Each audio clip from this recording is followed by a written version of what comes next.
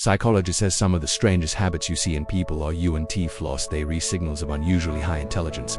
But here's what most miss: if you recognize even one of these in yourself, your brain might already be wired differently than those around you. Self-talk, your brain's processing system. Ever catch yourself talking through problems aloud, like you're explaining to an invisible audience? While most dismiss this as confusion, psychologists have found the opposite. High-Q minds use what's called verbal reasoning, converting thoughts into words to organize complex ideas faster. It sharpens focus, improves decision-making, and cuts through mental clutter. To outsiders, it looks odd. To your brain, it's a performance upgrade. Deep analysis, not anxiety, but complexity. Here's the twist about overthinking. Highly intelligent people do think deeply, but not from anxiety. Their brains naturally scan multiple layers, consequences, patterns, hidden connections. Psychologists call this cognitive complexity. Where others see indecision, your mind is quietly running simulations to find the optimal path. And this mental depth often leads to our next behavior: solitary walks, where ideas connect. Intelligent people take long walks alone, not from loneliness or antisocial tendencies, but because walking activates the brain's creative and problem-solving networks.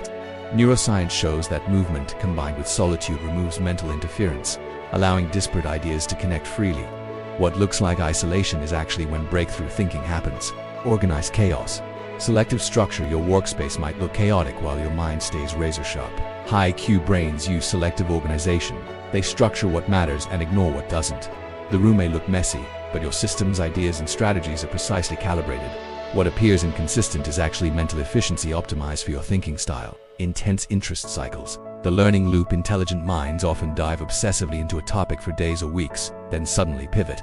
This isn't lack of focus, it's your brain's curiosity dopamine loop. Once the learning peak is reached and the core patterns are extracted, the brain completes the reward cycle and searches for the next challenge. You're not unfocused. You're feeding an advanced learning system that craves novelty and depth. Small talk, aversion depth.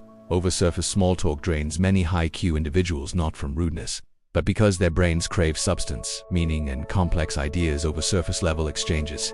They might stay quiet in casual groups, then suddenly engage intensely when conversation turns meaningful or intellectually stimulating. The recognition gap. If you talk to yourself, avoid small talk, walk alone, or obsess over random topics, you're not strange. Research suggests your brain simply processes at a different depth than most realize. And here's what's sobering. Most intelligent people never get told this. They grow up thinking something is fundamentally wrong with them. If you want to understand more about the hidden psychology behind your personality and cognition, subscribe, because the patterns you don't recognize in yourself might be the most revealing ones.